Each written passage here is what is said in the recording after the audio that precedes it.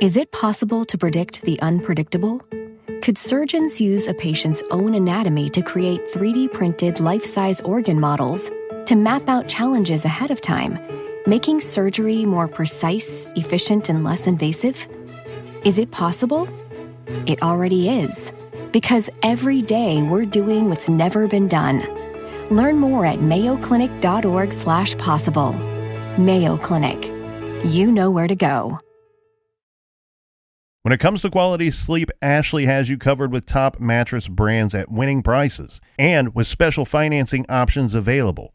You can snooze now and pay later. Plus, your mattress purchase helps give the gift of better sleep to children in need and U.S. Special Operations Forces. Visit your local Ashley store or shop online today and make every snooze count. Financing is subject to credit approval. See store or ashley.com for details.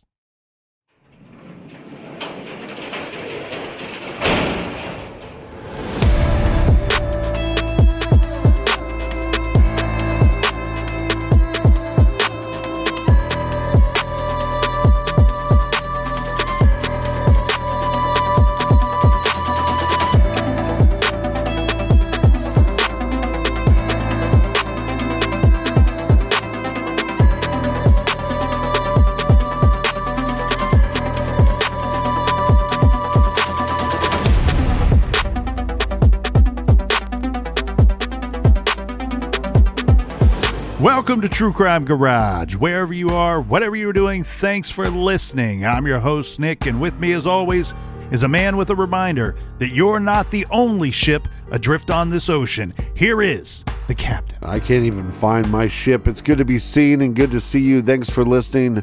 Thanks for telling a friend.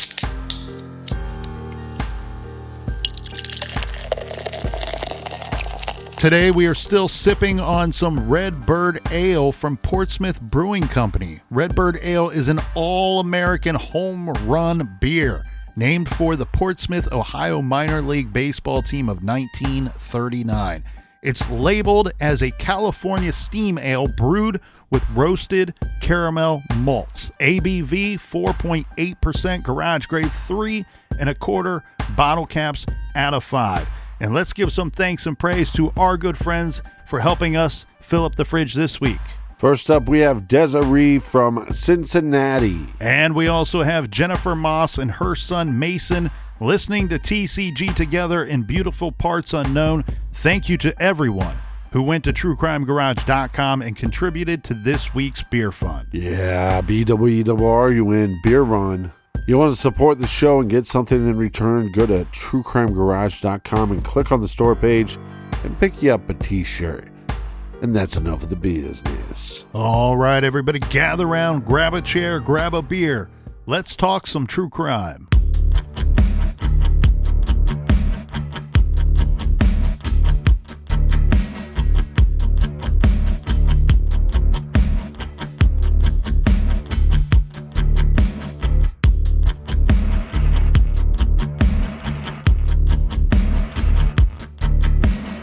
Dispatch article from 2005 on the anniversary of the disappearance of Rob Mohney, titled "Police Still Searching for Man Gone 9 Years." This is on the 9-year anniversary, Captain. And the article states Rob Mohney backed his red Pontiac Firebird out of his driveway and disappeared down the 2-lane road. This according to a neighbor working in her yard on Central College Road on that hot July evening. She saw him go, as she said she had seen many times before, said that it seemed routine. But as we know, Captain, unfortunately, that was the last time anyone reported seeing Rob alive. Now, fast forward all of these years later. Today is the day after the anniversary of the day he was reported missing. Way back in 1996, he was reported July 18th as missing. And even though his body hasn't been found, in this article, Westerville Police Detective Dave King said he is convinced that Rob has been murdered, but they do not know how. And back in 2005, they released investigative files on the case that showed that police suspected foul play early on in this case. Why would that be? Again, this man goes missing, and what we learned here is we talked so much yesterday about his red Pontiac Firebird.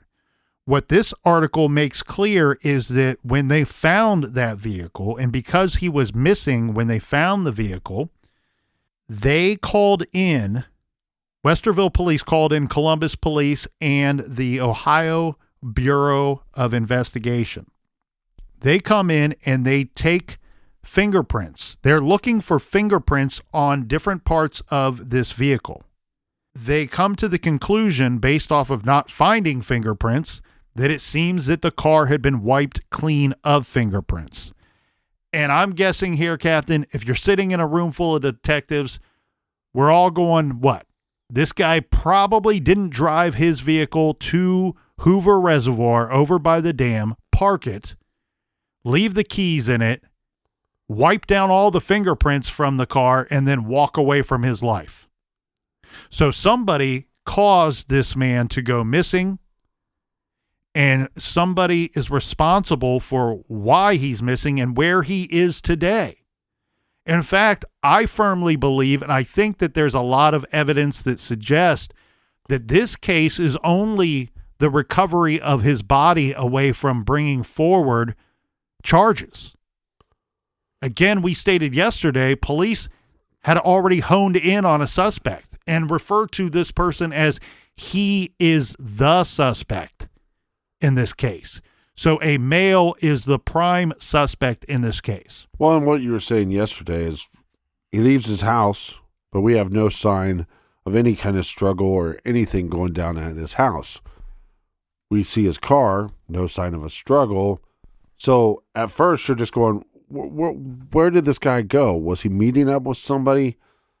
What's the issue? But then once you start investigating a little further and you go, we can't even find a single fingerprint. Right. That's very fishy. Very fishy. The other thing that people thought to be a little strange as well is there are two different reports. Rob's listed at 5'10" tall or 5'11" tall, depending on which report you see. And several people have pointed out that when the vehicle was found, the driver's seat was pushed all the way forward, in the position closest to the steering wheel. People that know him best say that Rob would have never sat that close to the steering wheel. These people, it's their belief that whoever moved that vehicle was shorter than Rob, and that might be a telling sign of who put the vehicle there. And then let's take that a step further. It does not take a very big leap to go from, well, whoever placed that vehicle at Hoover Reservoir either is responsible for why Rob disappeared or knows what happened to him because assisted in moving that vehicle. I spoke to the detective and a couple things that we agreed on. I asked him, do you think there's any way that Rob is in Hoover Reservoir, in the water over there? Because that would make a lot of sense, right? His vehicle's found there. We're talking about 5 square miles of water. Right. And of course, the detective said, look, until we find him, nothing is 100%. I said, but would you agree, based off of the searches early on, the dive team, the teams that dragged the water over there, would you agree that the statement is of the Westerville Police that we are very confident that he is not in the water? And the detective said, yes, our department, based off of our searches, are very confident that he is not in that water over there. Okay, so we're learning that there's no fingerprints in the vehicle. Again, like you said, the obvious answer is he goes missing. Is he in this water? And cops, for whatever reason, law enforcement, for whatever reason, is saying, no, we don't think he's there. They're basing that off of their extensive searches of that water. Yeah. What more can we learn from this? Well, some of this is a little repetitive, but bear with me, everybody. Oh, you're kind of like a parrot. There you go. This is the article that states that we talked about the half-eaten steak dinner we talked about what is not public knowledge of the Kool-Aid placed in the freezer that night. His roommate being at work, that is confirmed by all parties involved in this investigation. And you're not misspeaking. It's freezer, not refrigerator. That's what I was told by more than one person. Okay. And then on top of that, this is the article that states Rob left his wallet filled with money at his home. And this is coming from police in this article saying that is further evidence that he wasn't planning on being away long. So we're trying to go back to figuring out why he even left at all.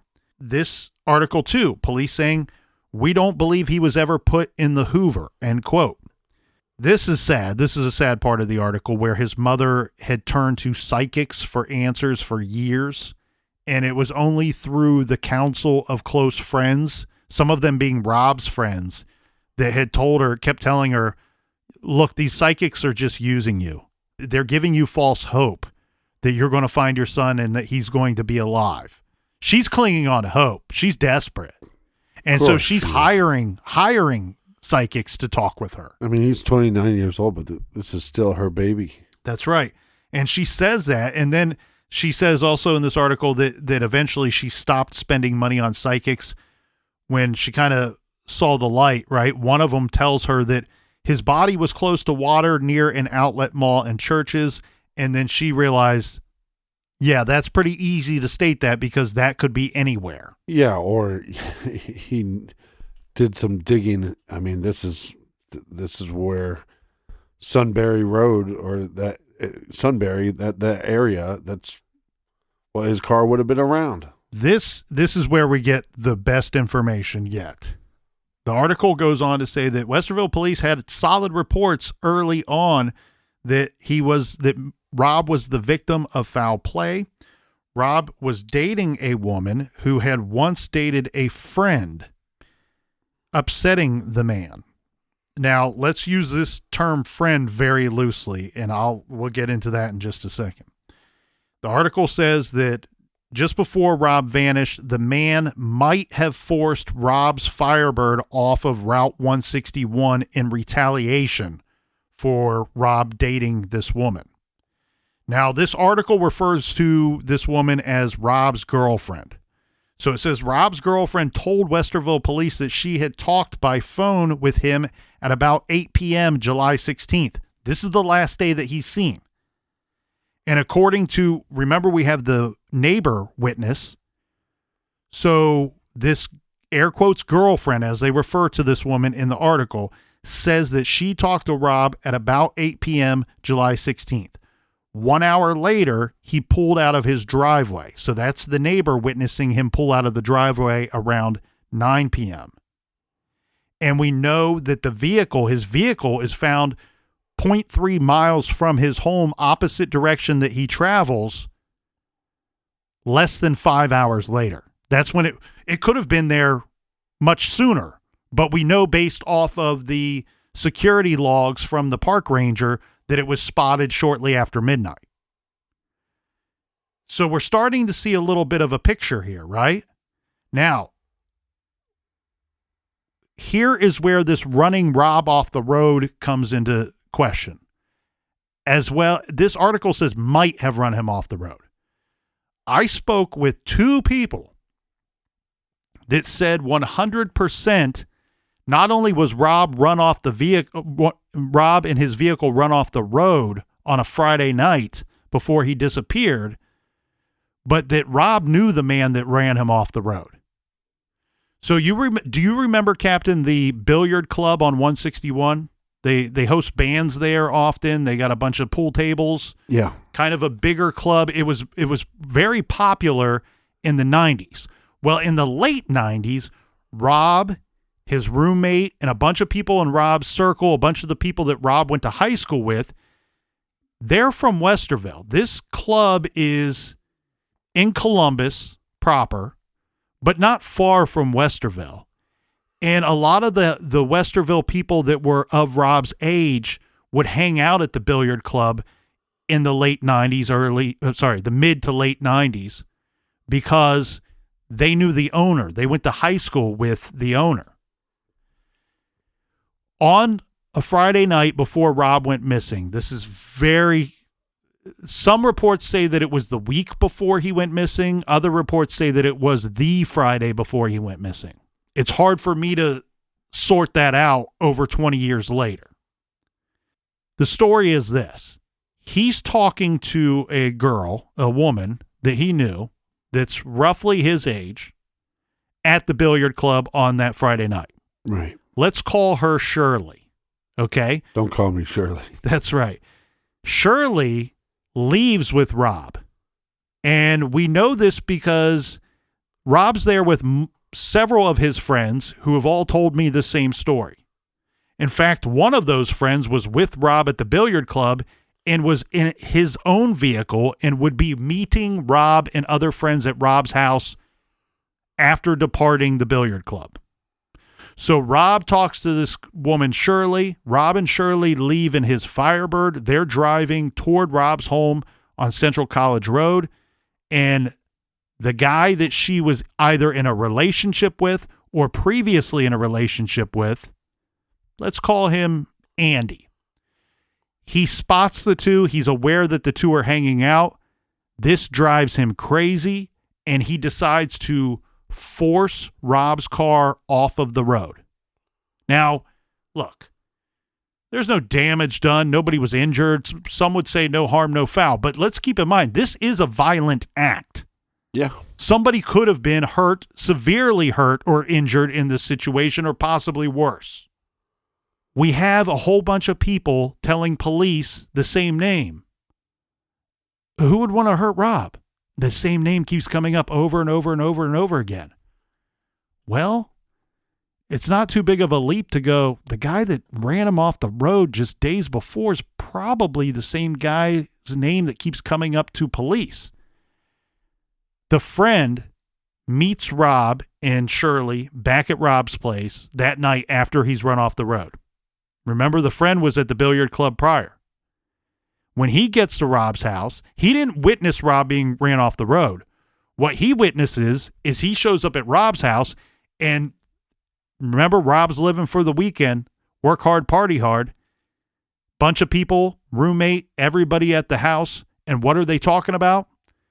That Andy guy ran Rob off the road. Oh, he just ran him off the road. He could have killed him. That is the topic of discussion that night that they hang out. Now, listen to this article.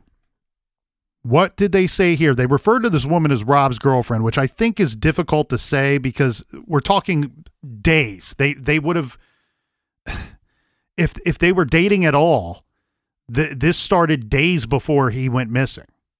I think they're just calling her that because they didn't want to use her name. We're calling her Shirley. So she tells Westerville police that she talked to Rob on the phone at 8 p.m. on July 16th. Then the neighbors see him leaving in his car by himself. About an hour later, his car is found less than 5 hours later, abandoned at Hoover Reservoir. 100%, Captain. Whatever caused him to leave the house that night led to his disappearance. And police are saying that he was murdered. Now, this man is not unknown to police. This article continues. The man took a lie detector test, but results were inconclusive. How do you feel about that, Captain? Do you feel like sometimes police are telling us results are inconclusive when they can't throw the guy directly under the bus publicly or to the newspapers? Well, that's them throwing him under the bus. Yeah. Let's let people speculate as to what this man may have said. So here's what I wonder, though. So are we saying that the night that he goes missing, that maybe he gets a call from somebody in there saying, hey, you know that guy that ran you off the road? He's here. Or I saw him there. Mm-hmm. And so that Rob would have ran out of the house to maybe then confront this guy? The problem becomes that the neighbors don't see anybody but Rob, right? They see Rob hop in his car and leave. When we get to the theories here, the breakdown of that timeline, according to the person, Shirley, that they refer to as Rob's girlfriend, is very telling to me. Now, real quick before we get to the theories, This woman that they're referring to as Rob's girlfriend says that a week after Rob disappeared, that she is at a place called Hammer Jack's Bar on Route 161. And I do not recall Hammer Jack's ever, I don't know where it is, where it was. It's not around today. Right. In 1996, I was not of drinking age or close to it. So if this, wherever this bar was, but it's on 161, so not terribly far from the previous club that we talked about. And this is the same woman, Shirley, says that she's at Hammer Jack's Bar on Route 161, and she runs into what is referred to as another man. So this is, when they say another man, they're clearly pointing out that it's not the same man as the suspect, right? This is another person. And the article says she ran into another man who ran with Rob's Westerville crowd. That man tells her, your boy is 6 feet under. Quote, your boy is 6 feet under. Now, police say we interviewed that man who then denied making that statement. And the police go on in this article to say that they are optimistic that somebody out there knows something. And this is 9 years after the fact. They say, I hope one day that they are going to do the right thing by this family. And they do say in this article that they are confident that they could solve the case at some point, given the right information. Now, before we get into the theories, Captain, we should state Rob is listed on NamUs, on the NamUs website. He is missing persons identification number MP1123. So much more to get to. Join us back here in the garage right after this quick beer break.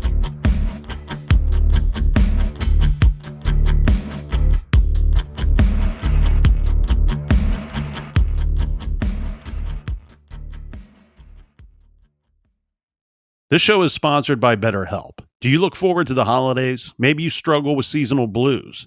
This time of year can be a lot, and it's natural to feel some sadness or even anxiety about it. But adding something new and positive to your life can counteract some of those feelings. Therapy can be a bright spot, something to look forward to make you feel grounded, and to give you the tools to manage everything going on. If you're thinking of starting therapy, give BetterHelp a try.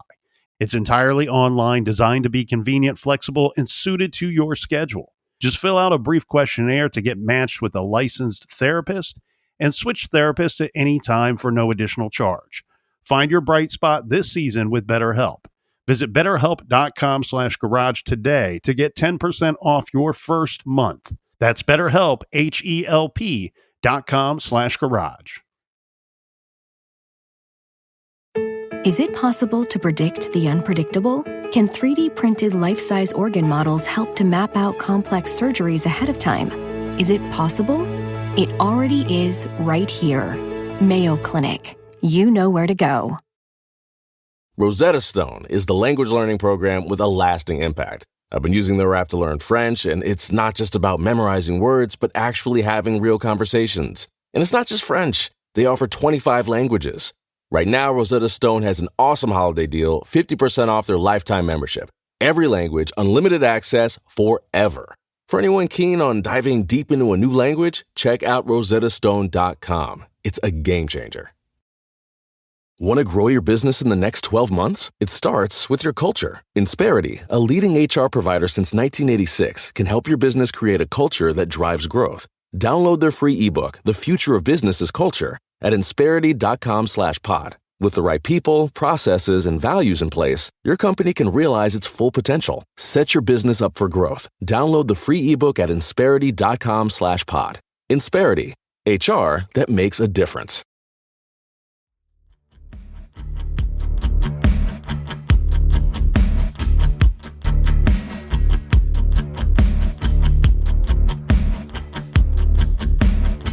All right, we are back. Make sure you go to truecrimegarage.com, sign up on the mailing list, and if you want to join the Colonel at CrimeCon in Orlando, make sure you use promo code TCG10 to get 10% off. Cheers, Captain. Cheers to everybody out there. Cheers to the people in the back. Now, can we all agree here in the garage? I say that like there's 30 people here. It's me and you currently. Oh, there's a couple people in our pockets. If the police tell us that they have good reason to believe that there's foul play, can we move past the idea that maybe Rob just walked away from his life? Right. Okay. So let's take the police at their word. They're telling us that there's foul play. I believe there's foul play too. Even if police weren't upfront about that, I look at this thing and say it's got foul play written all over it.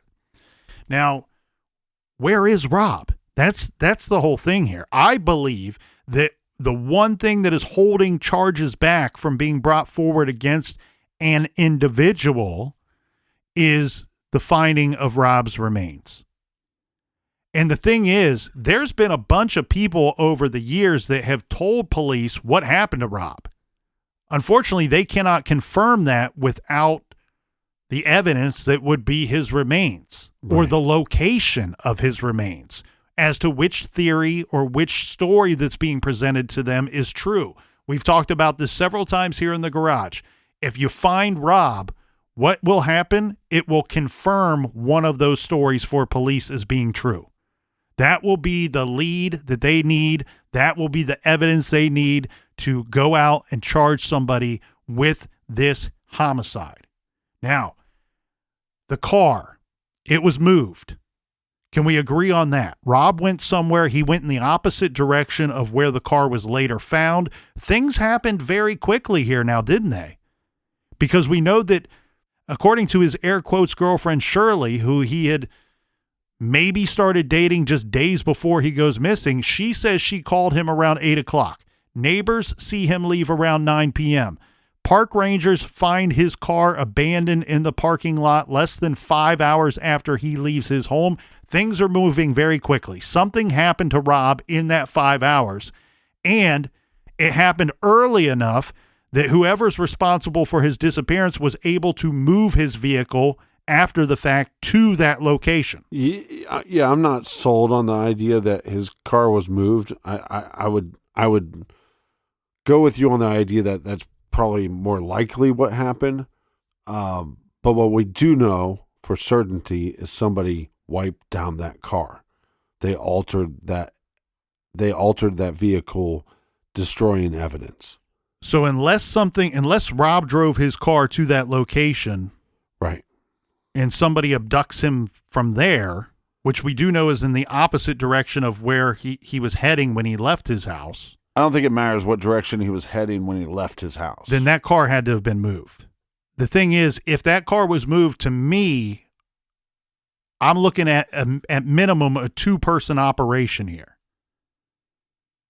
Somebody to help the perpetrator, the murderer, whether after the fact or after witnessing or being a part of the murder of Rob Mohney, moving that vehicle and then getting everybody back to where they need to be, away from that vehicle.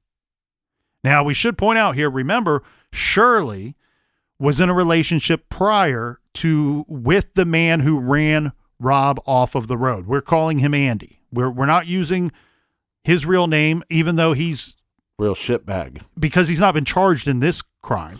He has been convicted of other crimes, but right, we're not going to use his real name here because he's not been charged in this crime. So we'll just call him Andy for short.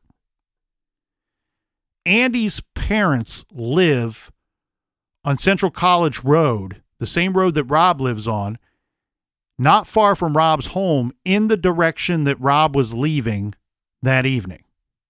Remember, all signs point to Rob believing or his actions suggesting that he believes he would be returning rather quickly back to his home and possibly back to his meal that night.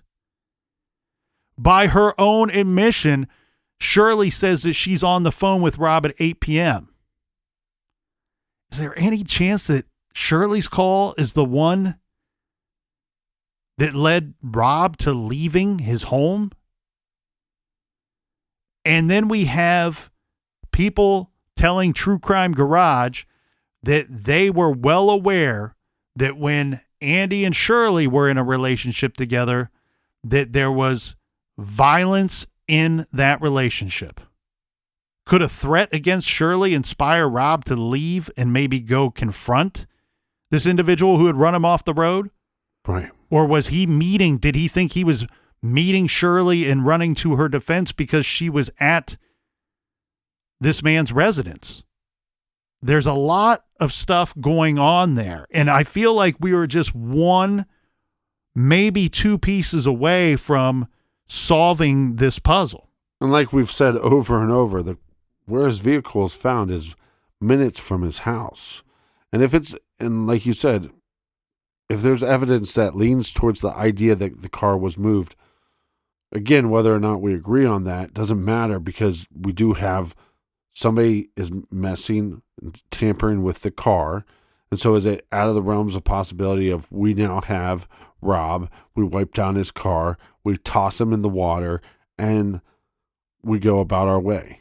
Yeah, the thing that's telling to me too is, even though police are tight-lipped, the question that I gave to the detective was, do you believe that it had to have been more than one person to move his vehicle and put it at that location where it was found? And the detective said the vehicle could have been moved by one person or two. The key part of that answer to me is it sounds like police are of the belief too that the vehicle was moved and placed there. Yeah, but the reason why they're saying one is because if our prime suspect is this Andy guy, his parents live on the same road. No. I get that. What I'm saying is that the question, there's an answer within the non-answer of that question. Mm-hmm. The answer is that they believe that the vehicle was moved by 1, 2, 20, 30 people. They're not saying. Maybe they don't know how many people moved the vehicle, but they are of the belief, working on the theory that it was in fact moved. Now let's hone back in on something that was stated in that article by Shirley, who says, I was at Hammerjack's bar on 161 about a week after Rob went missing. I ran into another man who ran around with Rob and his crowd. And this man says to me, your boy is 6 feet under. Quote, your boy is 6 feet under. Right. Police say they interview that man, and that man says, no, I never said that. Well, guess what? Right. One of them is lying. Either he said that, and Shirley's being honest with police, or Shirley is lying to police and trying to implicate somebody else having knowledge of what happened to Rob. Well, why would she do that? She probably wants to take herself out of the equation of being involved in whatever happened to Rob, if in fact she was the one lying. This case is difficult because I've been told by a few different sources, Captain, that it possibly could be linked to another homicide. And this is a Columbus homicide that took place a few years after Rob disappeared. So in Rob's case, law enforcement has a lot of reasons to believe that this is foul play.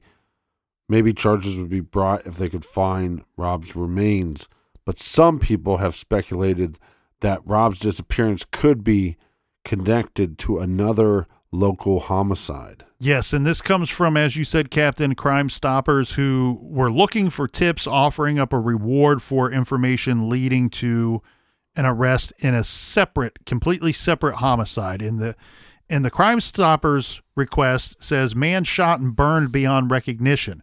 A man was shot and killed, his body burned beyond recognition. It's a murder case that Columbus police have been trying to solve for more than a year. And we have a quote from the victim's mother, Dolores Donahue, who says, quote, I want these people off of the street. She wants to see justice for the people who killed her son, the victim of a gruesome murder that took place in January of 2002. The last time her son, Troy Donahue, was seen alive, he was hanging out with some friends at a pool hall in North Columbus. You're going to recognize a name that we just spoke about previously. Troy left the billiards club around 11 o'clock. Now, keep in mind, though, this is 6 years after Rob disappeared, 5.5 years exactly after Rob disappeared. Troy told his brother and friends he was going to the parking lot and would be gone only a few minutes. As minutes turn to hours, Dolores remembers watching news reports of a body found near Freeway Drive. It turned out to be her son. He had been shot 3 times and his body set on fire, burned so badly a delivery man thought that it was a pile of trash. Quote, I will never understand why he had to be hurt so bad because he would give anything to anybody. And what's likely to be more than just a coincidence, someone also broke into Troy's apartment that same night, the night that he disappeared. Right. So this article, more than a year later, Columbus police saying, we need the public's help. We do not want some other mother to have to sit by and get hurt as bad and a family hurt as bad as this one has. So they offer up a reward. Now, let's cut the story short here in this Troy Donahue murder, okay? It was no coincidence that his apartment was broken into that night. His apartment's broken into, there's money stolen from the apartment, and they find blood in the apartment. Now, I'm not certain. I've sorted through this, Captain. I can't figure out exactly where the blood came from, if it was Troy's blood. It sounds to me that this is what happened. Because we know based off of eyewitness statements from the billiard club that night that he said, oh, a car pulls up into the parking lot. A vehicle pulls up into the parking lot. I believe it was a van. And he goes, oh, I got to go out there and talk to these people. I'll be right back. Right. He goes out, doesn't ever come back into the bar. I'm guessing that those people abducted Troy Donahue, took him to his apartment, and either used him to gain access or threatened him while they gained access to his apartment. They were looking for something in that apartment. Money, drugs, maybe even weapons. And we know that the apartment was all busted up, and at the end of the night, Troy Donahue is killed and set on fire. Now, he was killed. It was ruled by the coroner that he was set on fire after he died. He was already dead by the time that happened. Eventually they catch up to all these people. So the vehicle, these people were out stealing a bunch of vehicles that night too. There were 3 of them, and they arrested them and charged them with the stolen vehicles and charged them with breaking into Troy Donahue's apartment. It would take several years for these people to turn on each other, but eventually what we end up with, Captain, is all of those people involved start spilling the beans, and then we end up with 3 people being arrested and charged in some form or fashion with either Donahue's murder or with abuse of a corpse. How does this story have anything to do with Rob's disappearance? Rob and Troy knew each other a little bit. Okay? From my understanding, the way it's explained to me is that Rob ran with some of the people that ran with Troy, and Troy ran with some of the people that ran with Rob, but the 2 never really ran together. Right. Does it make sense? A person that knew both of them says that they went to Troy's, and I'm having difficulty recalling this because we have grandparents and parents that are named throughout this story by different sources. It was either Troy's parents' home or grandparents' home. This person is close with Troy, goes to Troy's parents' home or grandparents' home. With the purpose of meeting Troy. This meeting takes place in July of 1996. Same month that Rob goes missing. This source says Troy was out in the backyard doing yard work. When this person talks to Troy, Troy is sweating. He's all dirty. He looks like he's been digging in the backyard. And the person said, what's going on? You look tired. You look all beat up. You're sweaty. What's going on? Oh, I was just out in the backyard digging and doing some work. This person doesn't think much of this at that time. This person then sees Troy again at another time. They're at a different location. This person has told us that Troy pulls this person aside and says, if anything ever happens to me, just remember that there's something buried in that backyard. If anything happens to me, remember there's something buried in that backyard. Now, to be perfectly clear, this homicide, poor Troy Donahue who was killed, may have nothing to do with Rob's case at all. What's buried in that backyard, what was Troy trying to tell this person, may have nothing to do with Rob's case. It could be money in that backyard. It could be drugs. It could be weapons. Who knows what it could be? But it's a circle that might be connected to another circle. It's the circle, and it's this person saying, I've always said that somebody needs to dig up that backyard because of the timing of everything. He's out there digging in the yard not terribly long after Rob disappears. And by the way, whatever he's digging or whyever he's digging in that yard at a later time tells the same person, if anything ever happens to me, remember that there's something buried in that backyard. And unfortunately, we know something terrible ends up happening to this young man. So this is one of those things, Captain. Again, I believe whoever is responsible for Rob going missing probably had some kind of help, whether that help was killing Rob, making him disappear, whether that help was moving the vehicle, whether that help was burying the body. I believe that he had some help, and I believe that there are probably, I hesitate to give a definitive answer here, but after speaking to all the people that I could get in touch with that have insider knowledge of this case and the people that we've discussed in this story, that we're probably down to about 4 places that they should be looking for Rob. And again, I can't speak for Westerville Police Department, but I can speculate. Right. And you've seen this 100 times. I've seen it 100 times. I believe they are one body away from charging somebody. And we do know that at some point they had a prime suspect, and that prime suspect was a male. And you would think that maybe that would at least be able to search that property with cadaver dogs. From what I've been told by multiple people, the 4 locations that I'm not going to talk about here today in the garage, that we are choosing not to announce to the public these locations, and for good reason. But what we've been told is that these locations have been discussed recently with police. Right. It's in their power. If they're able to do something with this information, they might be doing something with it relatively soon. Frustration is probably the key word in these cases, but let's not be fooled. We've talked to so many people in law enforcement, and when they believe they know who is responsible for somebody's murder, they want to get the bad guy just as much, if not more, than anybody else. Well, and here's the thing. You look for the weak link, right? You are the weakest link. You look for that because what do we have here, Captain?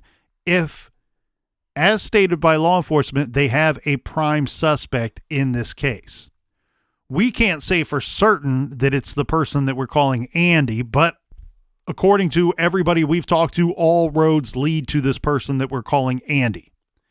And then I think the way to go about this, you're talking over 20 years later and no solution to this homicide case. You've not been able to crack this person, whether he failed that lie detector, inconclusive, whatever you want to call it, test that he took years ago. You've not been able to build a great case against him. So what do? I believe, based off of the vehicle, its location, where it was found, and the events of the night that Rob went missing, and off of statements that have been relayed to us, the prime suspect had help, whether it was in the murder, the concealment of the body, or the moving of the vehicle, or the destruction of evidence. The murderer had help. The prime suspect is probably the murderer and had help. So you look for the weak link.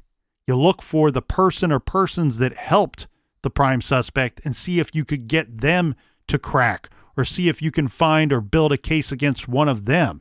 So who could have helped the prime suspect? Well, we already mentioned the individual that we're calling Shirley, who says that they called Rob that night. Is that why Rob left? Did this person we're calling Shirley come up with a story to convince Rob to leave that night, to go to a place to put himself into danger and where he got ambushed?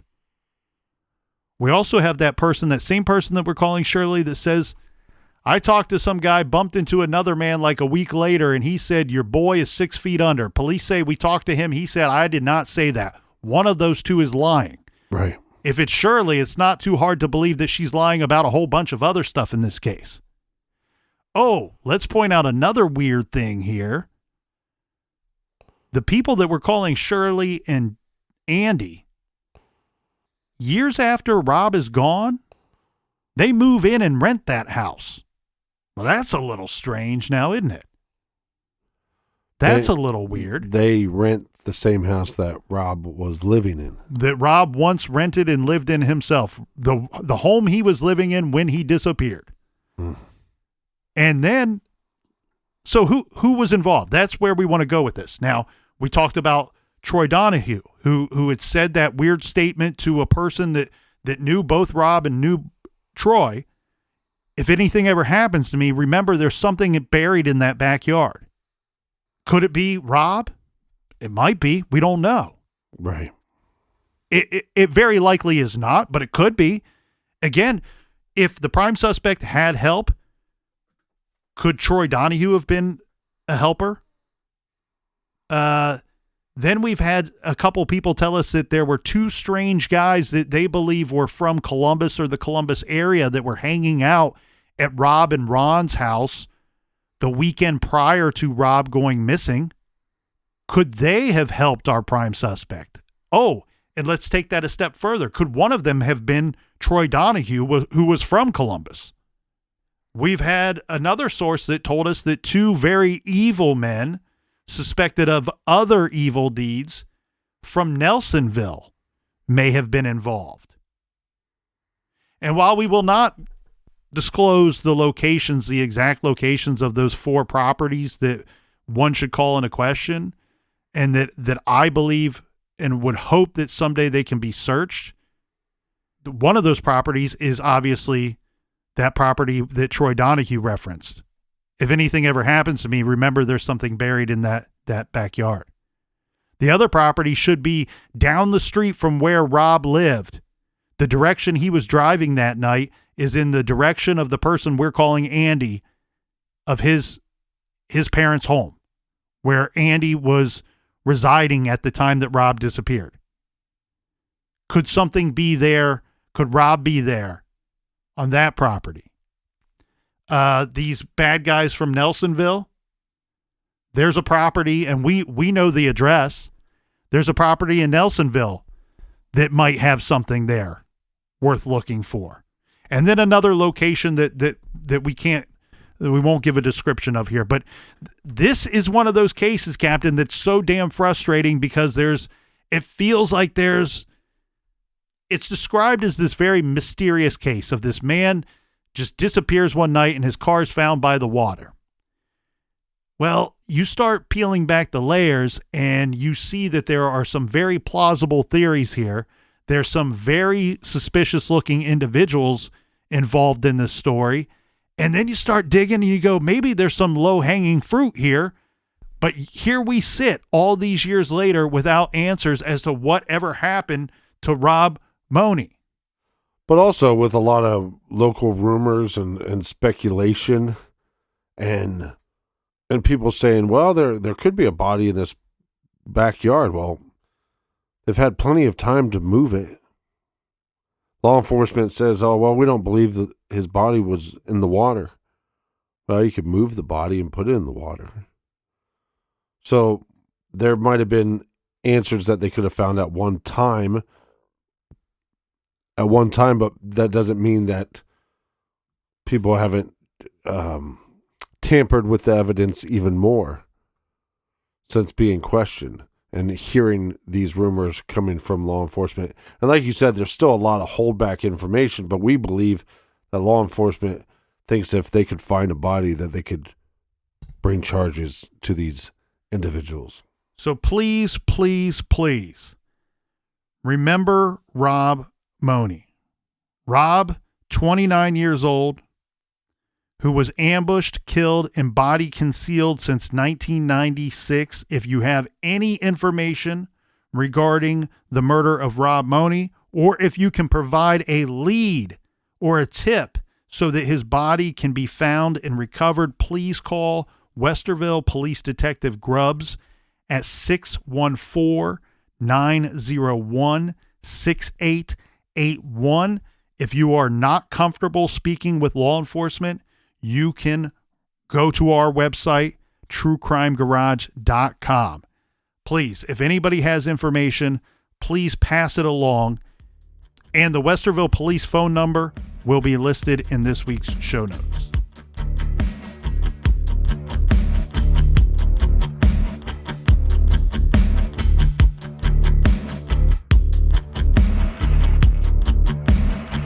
I want to thank each and every one of you for joining us here in the garage. Colonel, do we have any recommended reading? This week, Captain, we are recommending Tantamount, The Pursuit of the Freeway Phantom Serial Killer by Blaine Pardoe and Victoria Hester. I've got to say, these two are probably the best in true crime writing today. I am blown away by their books. They're amazing. Their research is second to none. Tantamount is about the freeway phantom who was stalking the streets of our nation's capital back in 1971 and 1972. Still an unsolved case about a deadly predator who's stalking the streets and leaving the remains of his victims along busy roadways in plain view. Some of the victims were held captive for several days. If you enjoy reading, if you enjoy true crime, if you enjoy Audible, you'll want to make sure that you check out Tantamount, The Pursuit of the Freeway Phantom Serial Killer by the great Blaine Pardoe and Victoria Hester. You can find that title and many other wonderful recommendations on our recommended page, truecrimegarage.com. And until next week, be good, be kind, and don't litter.